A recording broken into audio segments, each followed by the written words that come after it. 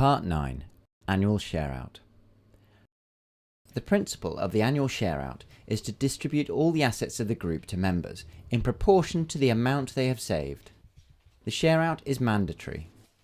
It resolves outstanding issues, builds member confidence, allows for the smooth entry and exit of members, provides immediate verification that members' money is safe and the process is profitable. The timing of the shareout should have been predicted well in advance, and loans will have been issued in the last 3 months only if they could be repaid by the date of the shareout. The annual shareout is a straightforward procedure, but it is critical and needs to be facilitated with great care. It is common for the shareout to attract many observers from the community. A smooth, clear shareout and distribution of member payouts is the single most effective promotion of the group and the program. Mistakes or lack of clarity can instill doubts in the group and the community. As opposed to other procedures of the group, which improve steadily over the year, there is only one opportunity to do this right, and the facilitator must be extremely well prepared. It is strongly recommended that each facilitator use a set of visual aids, with the procedures clearly outlined.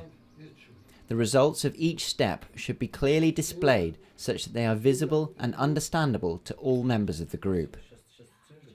The procedure has 4 steps. 1. Count the total amount of cash in the loan fund. 2. Count the total number of shares. 3. Calculate the value of a single share. Divide the total amount of cash by the number of shares. 4. Calculate the payout to each member. Multiply the value of a single share by the number of shares owned by each member.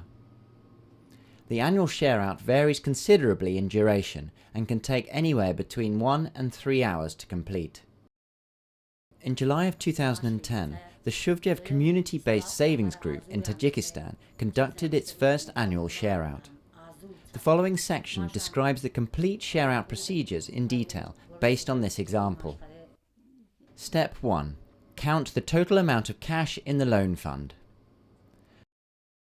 The first step of the shareout is to count the total amount of cash in the loan fund.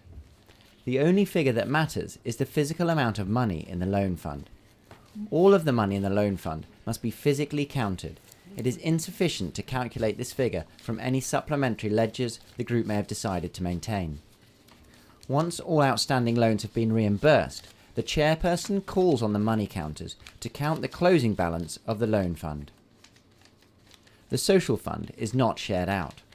However, if the group wishes, it can liquidate the social fund at any time, but it is not recommended to do so on the day of the loan fund shareout, as this lengthens the meeting and increases the likelihood of complications.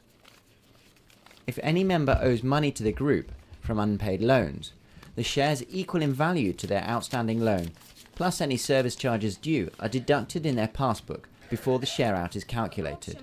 In the Shuvjev savings group, the money counters count a total of 8,452 Tajik somoni. Step 2. Count the total number of shares. From the member passbooks, the record keeper must then count the total number of shares purchased by all members during the cycle. This is rather straightforward, but is considerably simplified if the group has accurately maintained the summary boxes at the bottom of each page of the saving record. In the Shuvjev savings group, the record keeper counts a total of 1,604 shares.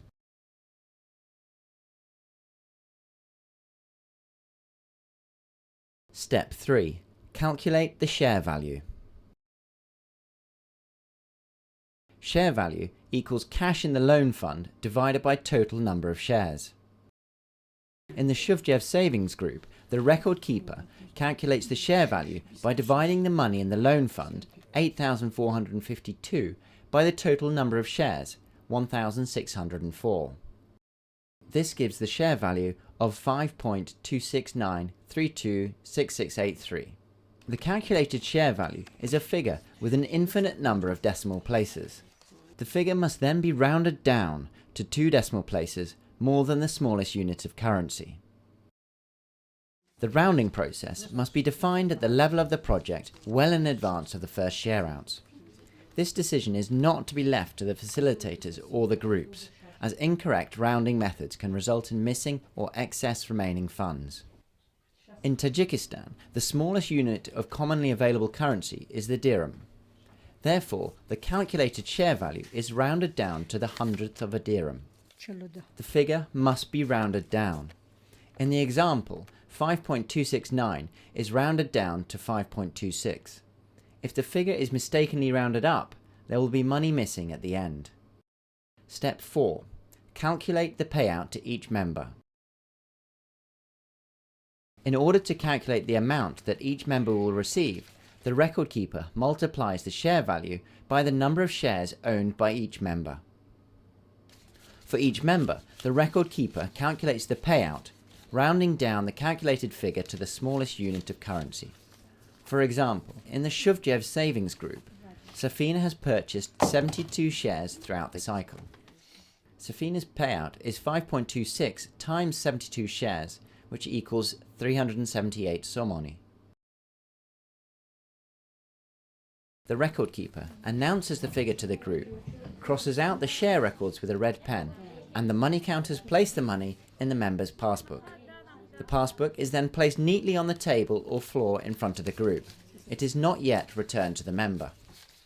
Once all of the money has been allocated, there should remain only small change in the money counting bowl due to rounding. The actual amount remaining will depend on several factors, but is normally less than a couple of dollars. This is an important control mechanism. If funds are missing at the end and there is insufficient money for the payout of the last member, a mistake has clearly been made. Conversely, if more than $5 remain in the bowl, the process was somehow flawed. In either case, the entire process must be repeated. Once the record keeper has confirmed there is only small change remaining in the money counting bowl, each member is called to the front to receive their passbook and share out money. After all the passbooks and money have been distributed, there may remain a small amount of money in the loan fund. This money can be left in the loan fund or used for whatever the group wishes. Seed capital. Once the group has completed their first share out, the facilitator should applaud and congratulate the members and allow the group members to congratulate themselves. Members wishing to remain in the group and begin a second cycle are invited to stay, while those wishing to leave may do so. The loan fund is now almost empty and must be rebuilt through savings in the next cycle.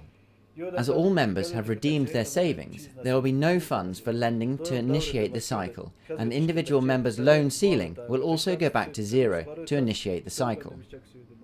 For some groups, this is fine. However, for many groups, the prospect of starting all over again from zero is discouraging or even unacceptable. If the group wishes, it can decide to rebuild the loan fund for the second cycle more quickly. If all the members agree, each member can purchase a number of shares to begin the next cycle. This is an exceptional purchase and the only time during the cycle that members may purchase more than 5 shares. This will rebuild the loan fund and allow members to borrow useful amounts earlier in the cycle. Before any discussions about allowing members to purchase an exceptional number of shares to begin the next cycle, the group must first prepare its passbooks and then decide the new share price for the next cycle. If members agree that the share price in the first cycle was appropriate, it can remain the same. Or, if the members prefer, the share price can be increased or decreased. After the group has determined the share price for the next cycle, each member is called upon to deposit the amount that they wish. The equivalent number of shares is written in the starting number of shares box in the savings record of the member's passbook. Each member can purchase the number of startup shares they wish. However, after the purchase of these startup shares, the group will go back to restricting their share purchases to between 1 and 5 shares per member per meeting. After all members have purchased their startup shares, the money counters count the money that has been contributed and announce the amount to the record keeper. They then place it in the loan fund bag. The record keeper then announces the closing balance of the loan fund to the group and places the bag back in the cash box along with the passbooks. This is the starting balance of the loan fund for the next cycle. The key holders lock the cash box and the chairperson closes the meeting. The facilitator then explains that the last training module to be scheduled at the convenience of the group is training module 9.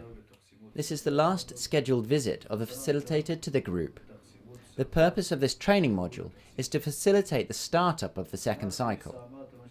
Some groups may prefer to initiate the second cycle immediately after the end of the first cycle, while other groups may prefer to suspend their activities for a short period before initiating a second cycle. Training Module 9 should only be delivered once the group is ready to begin the second cycle. The facilitator supports the revision of the group constitution and the election of a new management committee. The group then initiates its second cycle and continues to operate independent of AKF and ideally for many years to come.